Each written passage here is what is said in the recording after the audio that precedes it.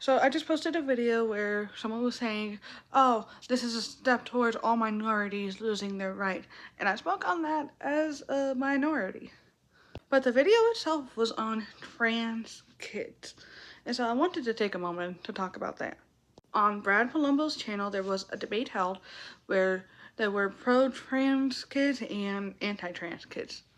And in that debate, the pro-trans kids admitted that there was a study that showed that 9 out of 10 people detransition. And there was another research study performed by someone who was very prominent in pro-trans kids that was not published because it would be conflicting politically.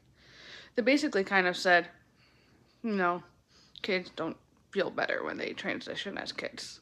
So the real question is, which would be morally right?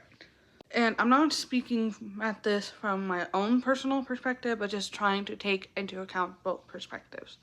We do have people who struggle with gender dysphoria when they're a child, so they transition as a child, and then they're better their whole lives, even into adulthood. But we also have those 9 out of 10 kids who actually detransition because they change their minds. So what should we prioritize? Should we prioritize the one individual and say kids can transition and end up doing irrevocable harm to those 9 people who detransition? Or should we prioritize the 9 out of 10 people and say you have to wait until you're 18 to transition so they don't do irrevocable harm to themselves, and for the one person they will experience temporary discomfort and unpleasant symptoms until they are 18, and then they can transition.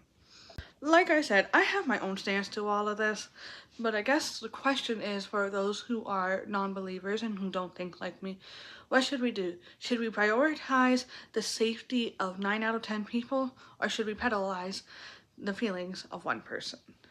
Knowing that prioritizing safety does not mean the one person is never able to transition. Just food for thought.